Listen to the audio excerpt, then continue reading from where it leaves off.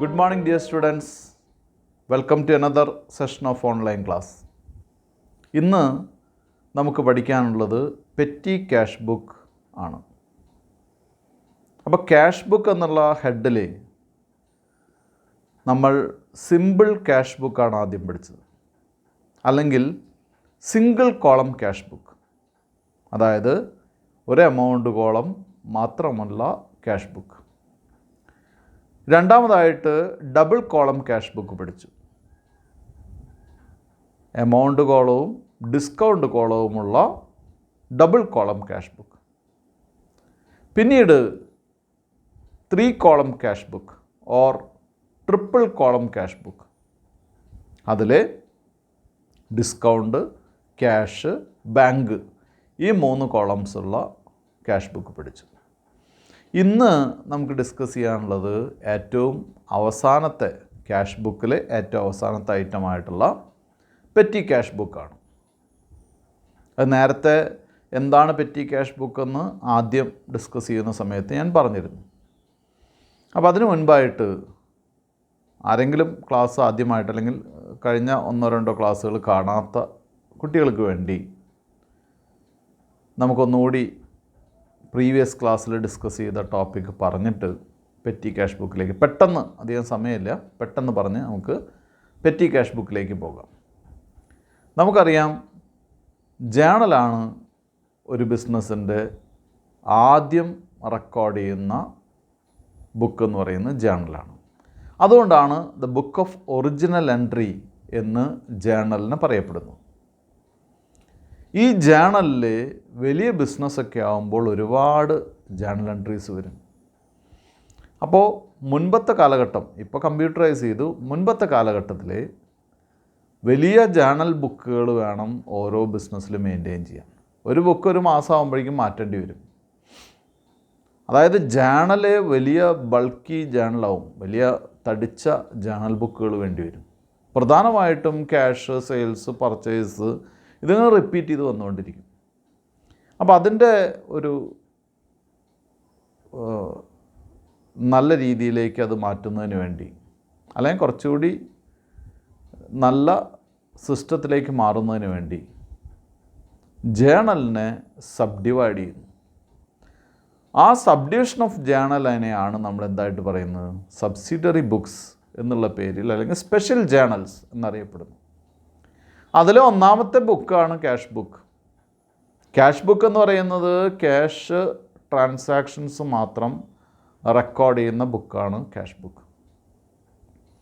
ഈ cash transactions record ചെയ്യുന്ന cash ബുക്കിൽ ആണ് നമ്മൾ എന്ത് ചെയ്തത്, സിമ്പിൾ ക്യാഷ് ബുക്ക്, അല്ലെങ്കിൽ single column cash book, double column cash book, triple column cash book ഒക്കെ പഠിച്ചത്. ഇതിലെ ക്യാഷ് ബുക്ക് വളരെ വളരെ പ്രാധാന്യമുള്ളതാണ്, പ്രത്യേകിച്ച് എക്സാം പോയിൻ്റ് ഓഫ് വ്യൂവിൽ.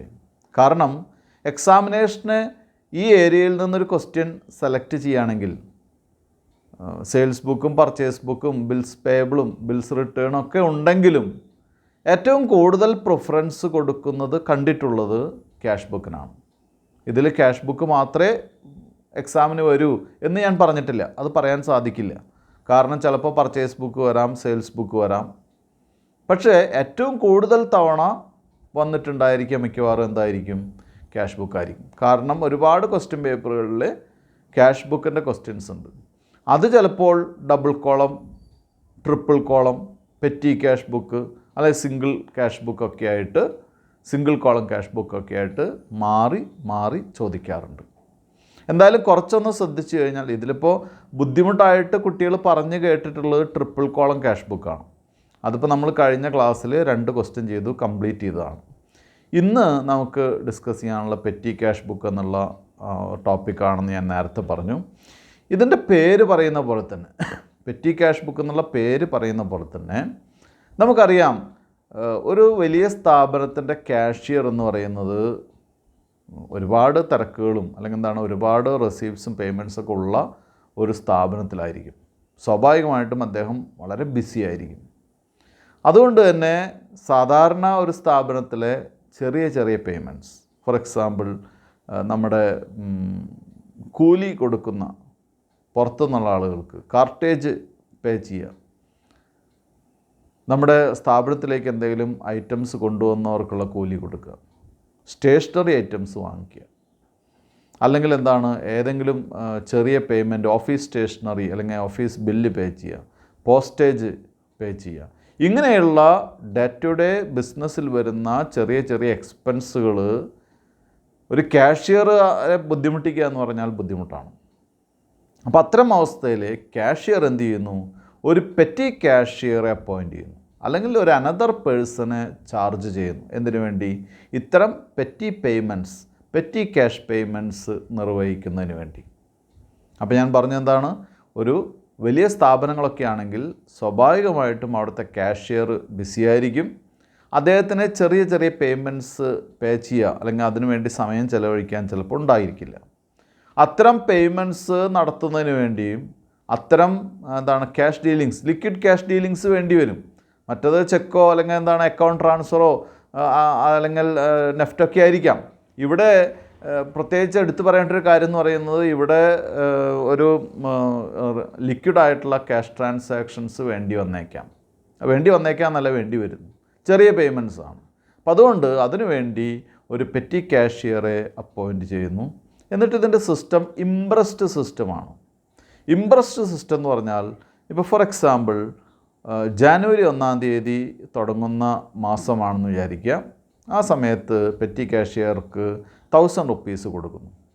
ആ വർഷം ഇത്തരം പെറ്റി പേയ്മെൻറ്റ്സൊക്കെ ആയിട്ട് ഒരു 600 റുപ്പീസ് അദ്ദേഹത്തിന് ചിലവ് വന്നു. അപ്പോൾ ജനുവരി 31 ആകുമ്പോൾ അക്കൗണ്ടൊക്കെ ക്ലോസ് ചെയ്യുമ്പോൾ 600 റുപ്പീസ് ചിലവ് വന്നു. അപ്പോൾ ബാലൻസ് എത്രയുണ്ട്? 400 ഉണ്ട്. ദെൻ ഒറിജിനൽ കാഷ്യർ എന്ത് ചെയ്യുന്നു, അല്ലെങ്കിൽ മെയിൻ കാഷ്യർ എന്ത് ചെയ്യുന്നു? ആ എക്സ്പെൻസ് വന്നിട്ടുള്ള 600 റുപ്പീസ് നെക്സ്റ്റ് ഡേ, അതായത് ഫെബ്രുവരി 1-ാം തീയതി അത് കൊടുക്കുന്നു. ദെൻ പഴയ ബാലൻസിലേക്ക് വരുന്നു, 1000 റുപ്പീസ് എന്നുള്ള പഴയ ബാലൻസിലേക്ക്. ഇങ്ങനെ ഓരോ മാസവും ചിലവ് വരുന്ന എക്സ്പെൻസസ് മെയിൻ കാഷ്യർ എന്ത് ചെയ്യുന്നു? റീപേ ചെയ്യുന്നു. റീപേ ചെയ്യുക എന്ന് പറഞ്ഞാൽ അത് ഫില്ല് ചെയ്യുന്നു. അങ്ങനെ പോകുന്ന ഒരു ക്യാഷ് ബുക്ക് ആയതുകൊണ്ടാണ് ഇതിനെ impressed system of cash keeping എന്ന് പറയുന്നത്, അല്ലെങ്കിൽ ഇംപ്രസ്ഡ് സിസ്റ്റം ഓഫ് ക്യാഷ് എന്ന് പറയുന്നതിൻ്റെ കാരണം അതാണ്. ഇനി നമുക്ക് എന്താണ് പെറ്റി ക്യാഷ് ബുക്ക് എന്ന് അതിൻ്റെ ഒരു എക്സാമ്പിൾ ക്വസ്റ്റ്യനൊക്കെ ചെയ്ത് മുന്നോട്ട് പോകാം. This book is used for recording cash payments which are too small to be paid by checks. Such expenses include carriage, postage, conveyance, etc. Such expenses can only be conveniently paid in cash. This book is maintained by the petty cashier. A fixed predetermined amount called impressed amount is given by the main cashier in the beginning of a period. In the next period or next month, the amount given will be for the amount expended by the petty cashier. അപ്പോൾ നമുക്ക് നേരത്തെ പറഞ്ഞ പോലെ തന്നെയാണ് ടെക്സ്റ്റിൽ explain ചെയ്തിട്ടുള്ളത്. ചെക്കിലൂടെ പേ ചെയ്യാൻ പറ്റാത്ത അത്രയും ചെറിയ പേയ്മെൻറ്റാണ്. പേ ചെയ്യാൻ പറ്റില്ല എന്നൊന്നുമില്ല, പക്ഷെ അത് ചെക്കിലൂടെ പേ ചെയ്യുന്നതിനുകൊണ്ട് വലിയ നഷ്ടമുണ്ടായിരിക്കും. അത്തരം എമൗണ്ടുകൾ നമ്മൾ എന്ത് ചെയ്യുന്നു? ലിക്വിഡ് ക്യാഷായിട്ട് തന്നെ കൊടുക്കേണ്ടി വരും. ഇപ്പം പോസ്റ്റ് ഓഫീസിൽ പോസ്റ്റേജ് നമ്മൾ പേ ചെയ്യുമ്പോൾ ലിക്വിഡ് ക്യാഷായിട്ട് തന്നെ കൊടുക്കേണ്ടി വരും. അതുപോലെ തന്നെ സ്റ്റേഷനറി, ചെറിയ സ്റ്റേഷനറി ഐറ്റംസ് വാങ്ങുമ്പോൾ അതും നമുക്ക് എന്തായിട്ട് ക്യാഷായിട്ട് തന്നെ കൊടുക്കേണ്ടി വരും. കാരേജ് എക്സ്പെൻസസ്, എന്തെങ്കിലും നമ്മൾ തൊഴിലാളികൾ അല്ലെങ്കിൽ കൂലിപ്പണിക്കാർ എന്ത് ചെയ്യുന്നു, അല്ലെങ്കിൽ യൂണിയൻസൊക്കെ നമ്മുടെ ബിസിനസ്സിലേക്ക്, സ്ഥാപനത്തിലേക്ക് കൊണ്ടുവരികയാണെങ്കിൽ അതിനും നമ്മൾ ഇമ്മീഡിയറ്റ് പേയ്മെൻറ്റ് കൊടുക്കേണ്ടി വരും. അതിനെയാണ് എന്തായിട്ട് പറയുന്നത്? പെറ്റി ക്യാഷ് പേയ്മെൻറ്റ്സ് എന്ന് പറയുന്നത്. ഇതിനു വേണ്ടി ഒരു പെറ്റി കാഷ്യറെ അപ്പോയിൻറ്റ് ചെയ്യുകയും ഒരു പ്രീ ഡിറ്റർമിൻഡ് എമൗണ്ടാണ്. നമ്മൾ വെറുതെ ഒരു എമൗണ്ടാണ്ട് എടുത്തു കൊടുക്കല്ല. ഒരു 5000 റുപ്പീസ് എന്ന് പറഞ്ഞാൽ അത് തീരുമാനിച്ച് അത് കൊടുക്കുന്നു. ആ മാസം എത്ര ചിലവായോ ആ എമൗണ്ട് അടുത്ത 1-ാം തീയതി കൊടുക്കുന്നത് റീറ്റെയിൻ ചെയ്യുന്നു. ഇതുകൊണ്ടാണ് ഇതിനെ ഇംപ്രസ്ഡ് സിസ്റ്റം അല്ലെങ്കിൽ ഇംപ്രസ്ഡ് എമൗണ്ട് എന്നൊക്കെ പറയുന്നത്. ഇനി ഇതിൻ്റെ പോസ്റ്റിംഗ് ആണ്. പോസ്റ്റിങ്ങിൽ ഒന്നാമത്തെ ഐറ്റം എന്ന് പറയുന്നത് when cheque is issued by the main cashier to the petty cashier.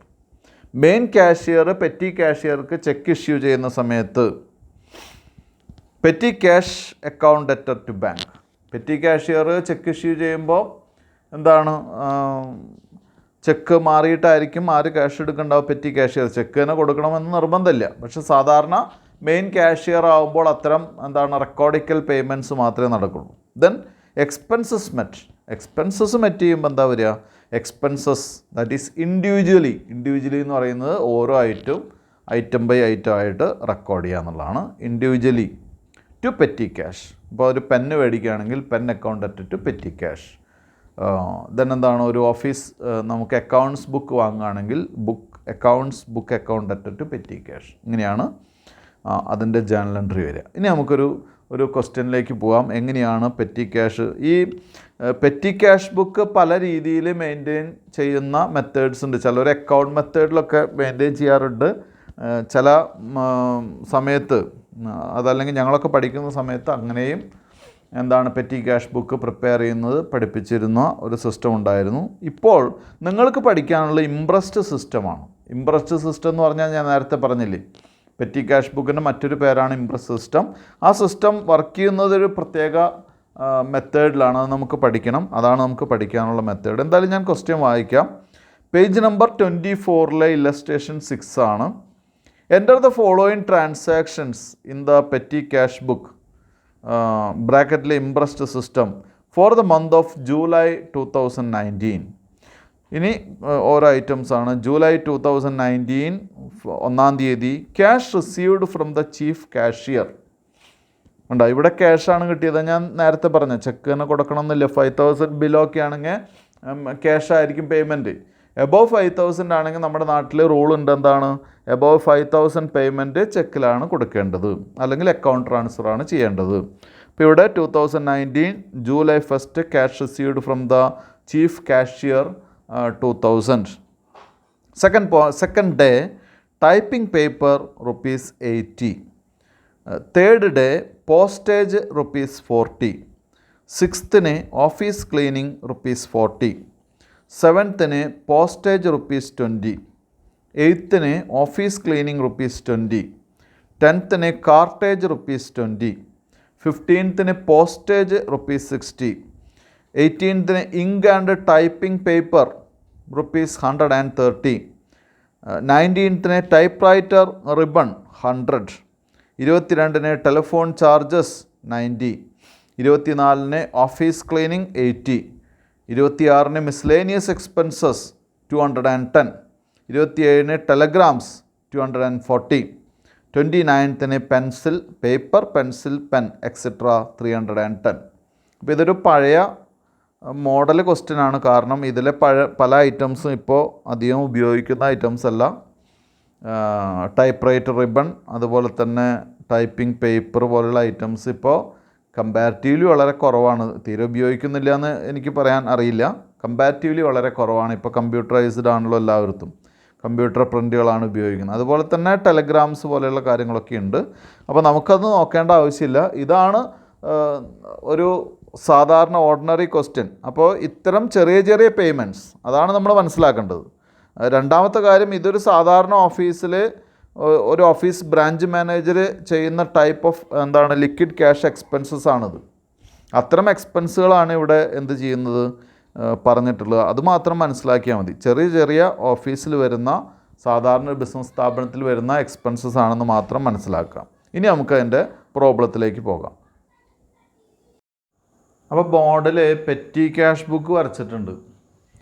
ഈ പെറ്റി ക്യാഷ് ബുക്കിൻ്റെ ഇംപ്രസ്ഡ് സിസ്റ്റം, അപ്പോൾ അതിൻ്റെ ബ്രാക്കറ്റിൽ നമുക്ക് ഇംപ്രസ്ഡ് സിസ്റ്റം എന്ന് വേണമെങ്കിൽ എഴുതാം.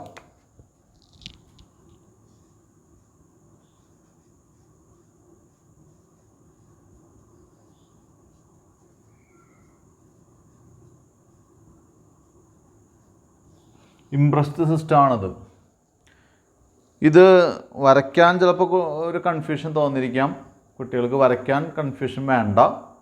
ആദ്യം എമൗണ്ട് റിസീവ്ഡ്, അതായത് മെയിൻ കാഷ്യറുടെ ഭാഗത്തു നിന്ന് നമുക്ക് കിട്ടുന്ന നമുക്കെന്ന് വെച്ചാൽ പെറ്റി കാഷ്യർക്ക് കിട്ടുന്ന എമൗണ്ട് എഴുതുന്ന സ്ഥലമാണ് എമൗണ്ട് റിസീവ്ഡ്.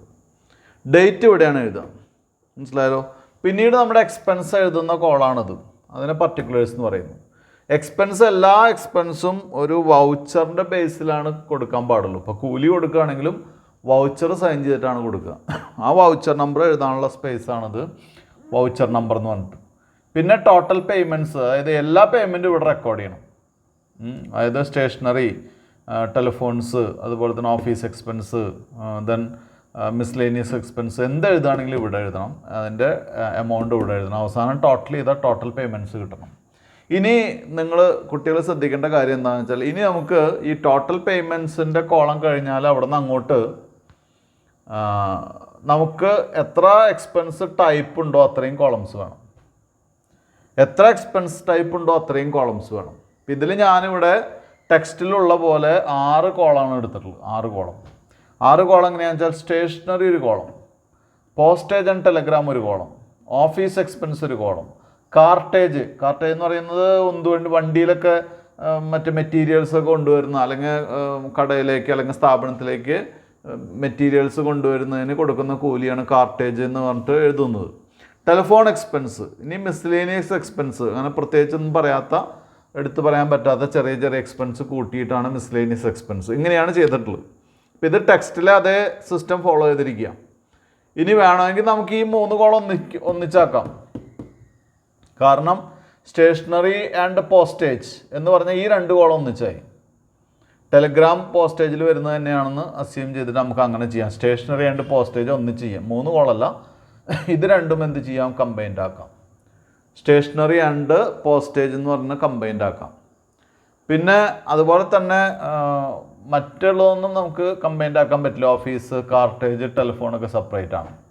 ദെൻ വേണമെങ്കിൽ സ്റ്റേഷനറി, പോസ്റ്റേജ് ആൻഡ് ടെലിഗ്രാംസ് എന്ന് പറഞ്ഞ്, അല്ലെങ്കിൽ ടെലിഫോൺസ് എന്ന് പറഞ്ഞ് ഈ 1, 2 ടെലിഫോണും കൂടി ഒന്നിച്ചാക്കാം. അങ്ങനെ വേണമെങ്കിലൊക്കെ ചെയ്യാം. പക്ഷേ കഴിയുന്നതും നമുക്ക് പേപ്പറിലൊക്കെ സ്ഥലം ഉണ്ടാവുമല്ലോ. അപ്പോൾ ഓരോന്നിനും സെപ്പറേറ്റ് വരച്ചുകൊണ്ട് കുഴപ്പമില്ല. മാക്സിമം ഒരേ ഐറ്റംസ്, ഇപ്പോൾ പേന, പെൻസില്, അതുപോലെ തന്നെ മറ്റ് ഐറ്റംസ്, പേപ്പർ, റിബൺസ്, ഇതൊക്കെ മേടിക്കുന്നത്, ടൈപ്പ് റൈറ്റർ റിബൺ എന്നൊക്കെ മേടിക്കുന്നതൊക്കെ സ്റ്റേഷനറിയിൽ പെടുത്താൻ ആയതുകൊണ്ട് ഒന്നിച്ച് സ്റ്റേഷനറിയിൽ നിന്ന് സെപ്പറേറ്റ് എഴുതേണ്ട ആവശ്യമില്ല. അങ്ങനെ ചെയ്യാൻ പാടില്ല. പക്ഷേ എങ്കിലും 1-2 ക്ലബ് ചെയ്ത് എഴുതിയോണ്ടും കുഴപ്പമില്ല. ഇനി നമുക്ക് അതിൻ്റെ പ്രോബ്ലത്തിലേക്ക് പോകാം. ആദ്യം റെക്കോർഡ് ചെയ്യേണ്ടത് നമുക്ക് എല്ലാവർക്കും അറിയാലോ, എമൗണ്ട് റിസീവ്ഡിലാണ് ആദ്യം എഴുതേണ്ടത്. കാരണം നമുക്ക് ആദ്യം പറയുന്നത് ജൂലൈ 1 2019 ജൂലൈ 1 നമുക്ക് ക്യാഷ് കിട്ടുകയാണ്. അപ്പോൾ ഡേറ്റ് ഇവിടെ തന്നെ ഡേറ്റിൽ എഴുതുക, 2019 ജൂലൈ 1. എത്ര രൂപയാണ് കിട്ടുന്നത്? 2000 രൂപയാണ് കിട്ടുന്നത്, അല്ലേ? അപ്പോൾ ജൂലൈ 1 നമുക്കിവിടെ ടു ക്യാഷ്. എന്താണ് ടു ക്യാഷ് എന്ന് എഴുതണേ? ഇത് ഡെബിറ്റ് സൈഡിൽ എഴുതുന്ന പോലെയാണ് വരിക. മറ്റൊക്കെ ബൈ ക്യാഷാണ് വരിക. അതായത് എക്സ്പെൻസ്, ഇത് നമുക്ക് പൈസ ഇങ്ങോട്ട് കിട്ടിയതാണ്. ദെൻ എമൗണ്ട് എഴുതുന്നത് ശ്രദ്ധിക്കുക, എവിടെയാണ് എഴുതുക?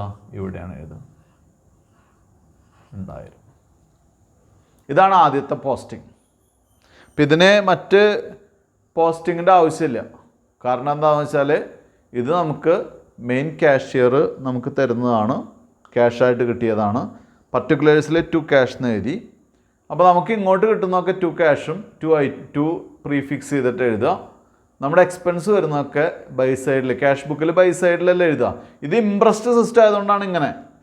അല്ലെങ്കിൽ നമുക്ക് ഡെബിറ്റ് സൈഡും ക്രെഡിറ്റ് സൈഡും സാധാരണ അക്കൗണ്ട് പ്രിപ്പയർ ചെയ്യുന്ന പോലെയാണ് ചെയ്യാൻ സാധിക്കുക. ഇനി എക്സ്പെൻസ് വരുന്നതൊക്കെ ബൈ സൈഡിലാണ് വരുന്നത്. നമുക്ക് എക്സ്പെൻസുകൾ നോക്കാം. 2-ാം തീയതി ടൈപ്പിംഗ് പേപ്പർ വാങ്ങിക്കുന്നുണ്ട്. അപ്പോൾ ഇനിയിപ്പോൾ ഇവിടെ 2 എന്ന് എഴുതിയാൽ മതിയല്ലോ. ടൈപ്പിംഗ് പേപ്പർ ആയതുകൊണ്ട് അത് എക്സ്പെൻസ് ആണ്.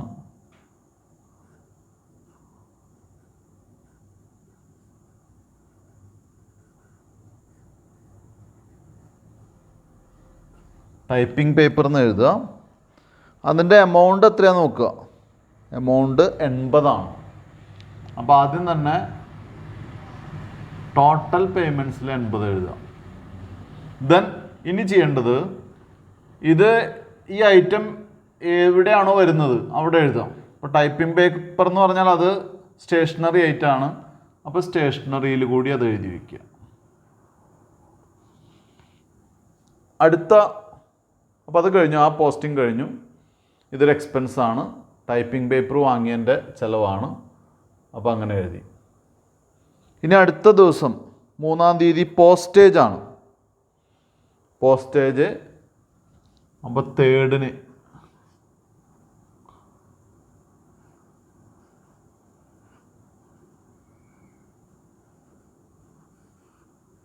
പോസ്റ്റേജാണ്. പോസ്റ്റേജിൻ്റെ എമൗണ്ട് 40 രൂപയാണ്. അപ്പോൾ ആദ്യം ടോട്ടൽ കോളത്തിൽ എഴുതുക 40 രൂപ. പിന്നെ പോസ്റ്റേജ് ആൻഡ് ടെലഗ്രാം എന്നുള്ള കോളം ഒന്നിച്ചാണ് കൊടുത്തിട്ടുള്ളത്, അതിൽ എഴുതുക 40.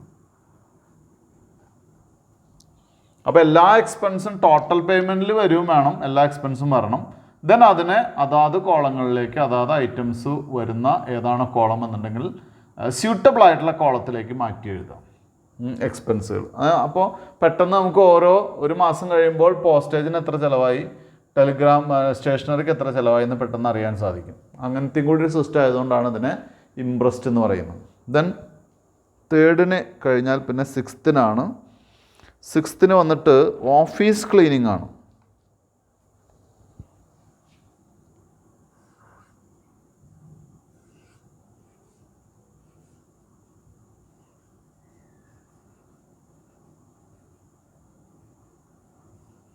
ഓഫീസ് ക്ലീനിങ് ആണ് 6-ന് വന്നിട്ട് 40 രൂപയാണ് ഓഫീസ് ക്ലീനിങ്ങിന് വന്നിട്ടുള്ളത്.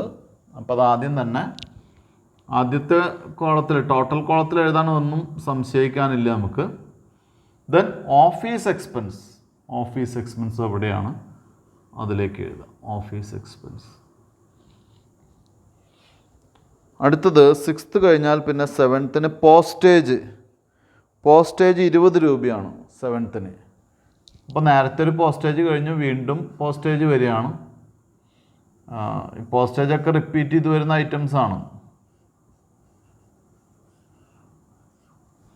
പോസ്റ്റേജിൻ്റെ എമൗണ്ട് 20 രൂപയാണ്.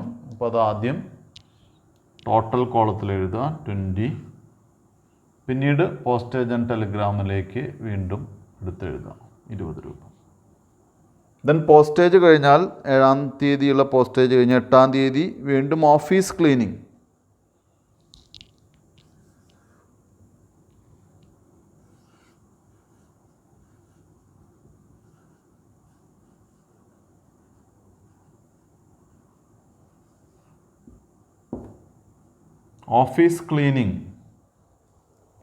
ഓഫീസ് ക്ലീനിങ്ങിൻ്റെ എമൗണ്ട് 20 രൂപ തന്നെയാണ്. അപ്പോൾ ഇവിടെ 20 രൂപ എഴുതുക. ഓഫീസ് ക്ലീനിങ് എക്സ്പെൻസ് അവിടെ തന്നെയാണ്, ഇവിടെ നേരത്തെ വന്നിട്ടുള്ളതാണ്. ഓഫീസ് ക്ലീനിങ് എന്നുള്ള കോളത്തിലേക്ക് എടുത്തെഴുതുക 20. അടുത്തത് ഓഫീസ് ക്ലീനിങ് കഴിഞ്ഞാൽ പിന്നെ അടുത്ത ഐറ്റം എന്ന് പറയുന്നത് കാർട്ടേജ് ആണ്. 10-ാം തീയതിയാണ് കാർട്ടേജിൻ്റെ എമൗണ്ട് 20 രൂപ തന്നെ.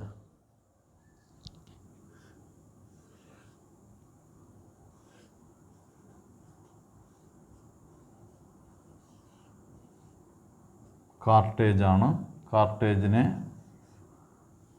20 രൂപ. കാർട്ടേജിന് കോളം ഉണ്ട്, സെപ്പറേറ്റ് ഒരു എക്സ്പെൻസ് ആയിട്ട് കൊടുത്തിട്ടുണ്ട്, കോളം കൊടുത്തിട്ടുണ്ട്. അപ്പോൾ അതവിടെ എഴുതാം കാർട്ടേജ്.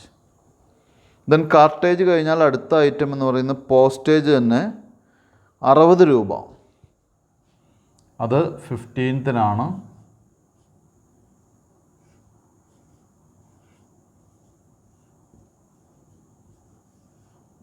പോസ്റ്റേജ് 60 രൂപ. പോസ്റ്റേജ് ആൻഡ് ടെലിഗ്രാമിൽ 60 രൂപ.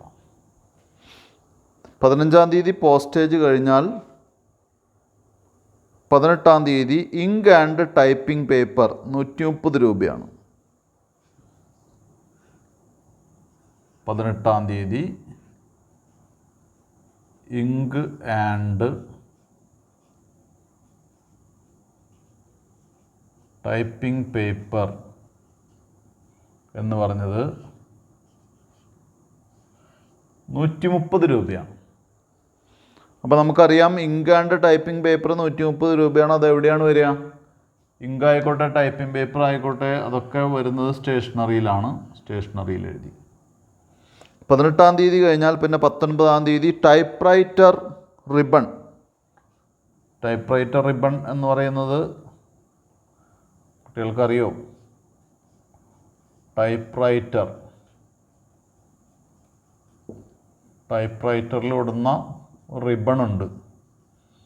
ആ റിബണിലെ മഷിയാണ് അതിന് മുകളിൽ പോയി ടൈപ്പ് ചെയ്യുമ്പോൾ സമയത്ത് ആ ആൽഫബറ്റ് പോയിട്ട് ടച്ച് ചെയ്യുമ്പോഴാണ് ടൈപ്പ് റൈറ്ററിൽ കൃത്യമായിട്ട് പേപ്പറിലേക്ക് അത് വർക്ക് ചെയ്യുന്നത്. ഇത് 130 രൂപയാണ്. അല്ല, ടൈപ്പ് റൈറ്റർ റിബൺ 100 രൂപ. 100 രൂപ. അതും സ്റ്റേഷനറി ഐറ്റം തന്നെയാണ് ടൈപ്പ് റൈറ്റർ റിബൺ. 19-ാം തീയതി ടൈപ്പ് റൈറ്റർ റിബൺ കഴിഞ്ഞാൽ അടുത്ത ഐറ്റം എന്ന് പറയുന്നത് ടെലിഫോൺ ചാർജസ് ആണ്. 22-ാം തീയതി telephone charges.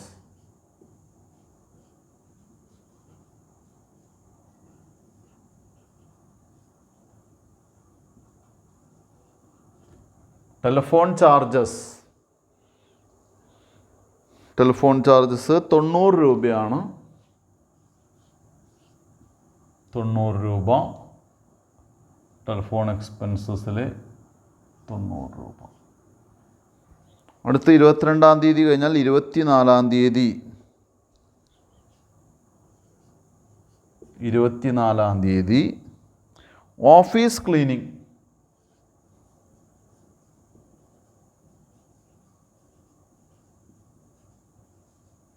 Office cleaning amount 80 രൂപ.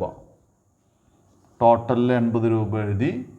ഓഫീസ് എക്സ്പെൻസസിൽ 80 രൂപ എഴുതി. 24-ാം തീയതി കഴിഞ്ഞാൽ 26-ാം തീയതി മിസ്ലേനിയസ് എക്സ്പെൻസസ്. മിസ്ലേനിയസ് എക്സ്പെൻസസ് എന്ന് പറഞ്ഞു കഴിഞ്ഞാൽ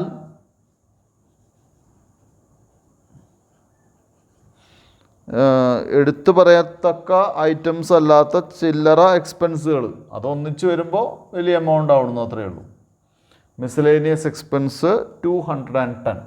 ഏറ്റവും ലാസ്റ്റ് കോളത്തിലാണ് 210.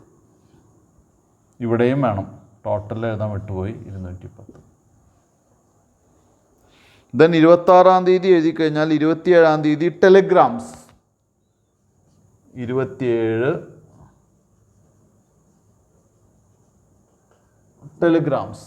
ടെലിഗ്രാംസിൻ്റെ എമൗണ്ട് 240 ആണ്. 240 ടോട്ടൽ എഴുതി. അത് തന്നെ എവിടേക്ക് എഴുതുക? ടെലിഗ്രാം, പോസ്റ്റേജ് ആൻഡ് ടെലിഗ്രാം ഉണ്ട്, അവിടെ 240. ദെൻ 29-ാം തീയതി പേപ്പർ, പെൻസിൽ, പെൻ എക്സെട്ര. 29-ന് പേപ്പർ, പെൻസിൽ, പെൻ എക്സെട്ര. അതിന് വന്നിട്ടുള്ള എക്സ്പെൻസ് 310 രൂപയാണ്. അത് നമുക്കറിയാലോ, സ്റ്റേഷനറിയാണ്. ഇത്രയും ഐറ്റംസ് ആണുള്ളത്. സ്പേസ് ഇല്ലാത്ത കാരണം ഞാൻ ഇവിടെ കുറച്ച് ലാവിഷായിട്ട് എഴുതി, ഇവിടെ കുറച്ച് ടൈറ്റായി. സാരില്ല, മനസ്സിലായാൽ മതിയല്ലോ. ഇനി നമുക്ക് ചെയ്യാൻ പറ്റുന്നത് എല്ലാ ഐറ്റംസും എക്സ്പെൻസ് എല്ലാതും ടോട്ടൽ ചെയ്യുക എന്നുള്ളതാണ്. അപ്പം ഇങ്ങനെ ഒന്നിച്ച് അണ്ടർലൈൻ ചെയ്യാം.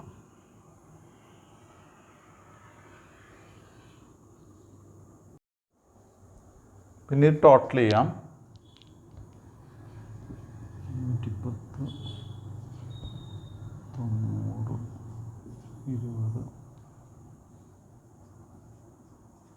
110, 90, 20, 140, 280, 300, 360,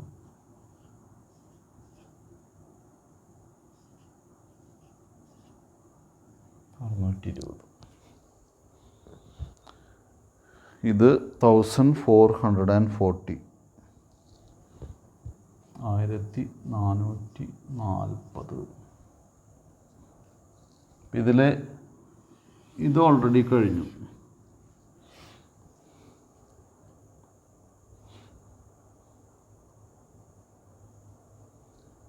ഇനി നമ്മൾ ചെയ്യേണ്ടത് 31st ആകുമ്പോൾ, 31-ാം തീയതി ആകുമ്പോൾ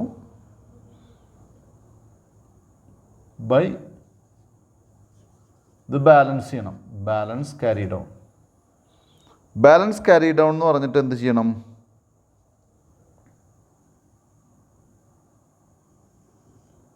ഇവിടെ സ്പേസ് കുറവാണ് എങ്കിലും 2000. 2000 ആണല്ലോ ഇംപ്രസ്ഡ് എമൗണ്ട്. 2000 എഴുതി 2000 നിന്നാണ് നമുക്ക് ബാലൻസിങ് എമൗണ്ട് വരേണ്ടത്. ടോട്ടൽ 2000 ആണല്ലോ.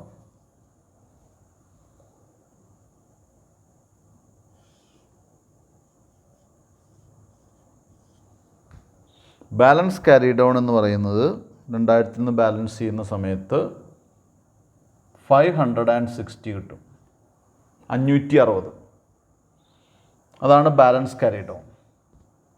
ആ 560 നമ്മുടെ കയ്യിൽ ബാലൻസ് ഉള്ളത്. അത് ഞാൻ ഈ എമൗണ്ട് കുറച്ച് മുകളിലേക്ക് എഴുതുന്നുണ്ട് കേട്ടോ. ഇത് ഈക്വലായിട്ടാണ് വരേണ്ടത് എങ്കിലും ഇവിടെ ഇനി വരുന്ന കാരണം കൊണ്ട് ഇവിടെ ഞാൻ കുറച്ച് കയറ്റി എഴുതുന്നുണ്ട്. ഈ 2000 ആ 2000 ഒന്നിച്ചാണ് വരേണ്ടത്.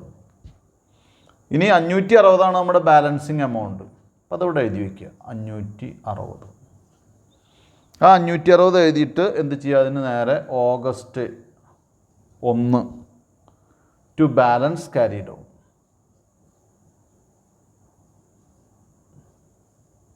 To balance carry down. Then എന്ത് ചെയ്യുക? ഈ വർഷം ചിലവായ എമൗണ്ട് 1440 ഈ വർഷമല്ല, ഈ മാസം ചിലവായത് 1440 അതിൽ നമ്മുടെ കയ്യിൽ ബാലൻസ് ഉള്ളത് 560 അപ്പോൾ ഇംപ്രസ്ഡ് സിസ്റ്റം അനുസരിച്ച് ഈ ചിലവായ എമൗണ്ട് നമുക്ക് തിരിച്ചു തരും. തിരിച്ചു തരില്ല, വീണ്ടും തരും. വീണ്ടും തരുമ്പോൾ തിരിച്ചു തരുന്ന എമൗണ്ട് നമുക്ക് വീണ്ടും തരുമ്പോൾ എന്തുണ്ടാവും? നമ്മുടെ അടുത്ത് വീണ്ടും 2000 രൂപയാവും. അപ്പോൾ ഓരോ മാസം 1-ാം തീയതി കഴിഞ്ഞ ദിവസം ചിലവായ എമൗണ്ട് നമുക്ക് തരും. അപ്പോൾ അന്ന് തന്നെ എന്താണ്? അന്ന് തന്നെ ടു നേരത്തെ എഴുതിയ പോലെ ടു ക്യാഷ് എത്രയാണ് വരിക? ഇവിടെ ചിലപ്പോൾ അതിൽ കാണുന്നുണ്ടാവില്ല ബോർഡിൽ 1440 ഉണ്ട്. അപ്പോൾ നമുക്കിത് ഒന്നുകൂടി വേണമെങ്കിൽ ചെയ്യാം. 1400 ഈ ടോപ്പിക്ക് ഒന്നുകൂടി ഇത് മാച്ച് ഒന്നുകൂടി ഈ ഭാഗം മാച്ചതിന് ശേഷം ഒന്നുകൂടി നമുക്ക് വർക്ക് ചെയ്യാം. 1440 രൂപ നമുക്ക് ക്യാഷായിട്ട് കിട്ടും. നേരത്തെ ഇവിടെ കൺജസ്റ്റഡ് ആയതുകൊണ്ട് ഞാൻ ഈ ബാലൻസിങ് മാത്രം ഒന്ന് കാണിച്ചു തരാൻ വേണ്ടിയിട്ടാണ്. അതാണ് ഇത്തിരി പ്രധാനമുള്ള ടോപ്പിക്കാണ്. ഞാൻ ഇവിടുത്തെ ഭാഗങ്ങളൊക്കെ മാച്ചിട്ടുണ്ട്, പക്ഷേ ടോട്ടൽ ഇവിടെ എഴുതി വെച്ചിട്ടുണ്ട്. അതായത് total payment 1440, stationery 620, postage and telegrams 360, office expense 140, cartage 20, telephone expense 90, then miscellaneous expense 210. ഇതാണ് പറഞ്ഞിട്ടുള്ളത്. ഇനി നമുക്ക് ചെയ്യാൻ പറ്റുന്ന എന്താണെന്ന് വെച്ചാൽ ഇതിലെ ഈ ഐറ്റംസൊക്കെ ഇതൊക്കെ ഇവിടെ അവസാനിക്കുകയാണ്. എക്സ്പെൻസാണ്. ഇനി 31 ഈ മാസം എന്താണ്? ജൂലൈ ആണ്. ജൂലൈ 31 നമ്മളിത് ബാലൻസ് ചെയ്യും.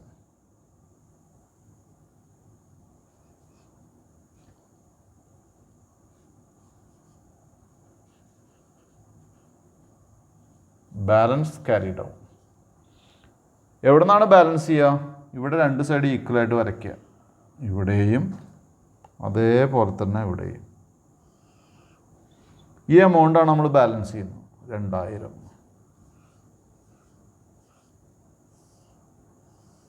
ഇതാണ് നമ്മുടെ ഡെബിറ്റ്. ഇതാണ് നമ്മുടെ ക്രെഡിറ്റ് സൈഡിൻ്റെ ടോട്ടൽ എന്ന് പറയുന്നത്. ഏത്? 1440. അപ്പോൾ ഒരു അക്കൗണ്ട് ബാലൻസ് ചെയ്യുന്ന പോലെ തന്നെ ഡെബിറ്റും ക്രെഡിറ്റും എഴുതി. ബാലൻസ് വരെ എത്രയാണ്? ഈ 2000 നിന്ന് 1440 രൂപ കുറയ്ക്കുക. അപ്പോൾ നമുക്ക് 560 വരും. 560 രൂപ ബാലൻസ് വരും. നമുക്കറിയാലോ, ക്യാഷ് ബുക്കിൽ ഒരു മാസം അവസാനം ക്ലോസിംഗ് ബാലൻസ് വന്ന എമൗണ്ട് നെക്സ്റ്റ് മന്തിലേക്ക് നമ്മൾ എന്ത് ചെയ്യും? ബ്രോ ഡൗൺ ചെയ്ത് വയ്ക്കും. അപ്പോൾ ഓഗസ്റ്റ് 1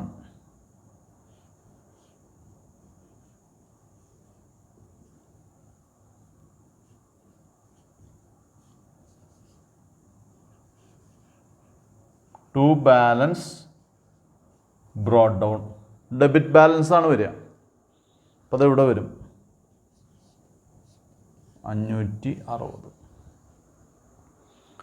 അപ്പോൾ ഇത് സാധാരണ ക്യാഷ് ബുക്ക് പോലെ ജൂലൈയിൽ നമുക്ക് 1440 റുപ്പീസാണ് എക്സ്പെൻസ് വന്നിട്ടുള്ളത്. ദെൻ അതിന് ആ മാസം അവസാനമായപ്പോൾ നമ്മുടെ കയ്യിൽ ഓപ്പണിംഗ് ബാലൻസ് ഉണ്ടായത് 2000 റുപ്പീസാണ്. അപ്പോൾ ക്ലോസിംഗ് ബാലൻസ് ആ മാസം അവസാനിക്കുമ്പോൾ 560 രൂപയാണ് ബാലൻസ് ഉള്ളത്. അത് നെക്സ്റ്റ് മന്ത് ഓഗസ്റ്റ് 1-ാം തീയതി ഓപ്പണിംഗ് ബാലൻസ് ആയിട്ട് എത്ര രൂപ നമ്മുടെ കയ്യിലുണ്ട്? 560 രൂപ നമ്മുടെ കയ്യിലുണ്ട്. അപ്പോൾ ഇംപ്രസ്ഡ് സിസ്റ്റം അനുസരിച്ച്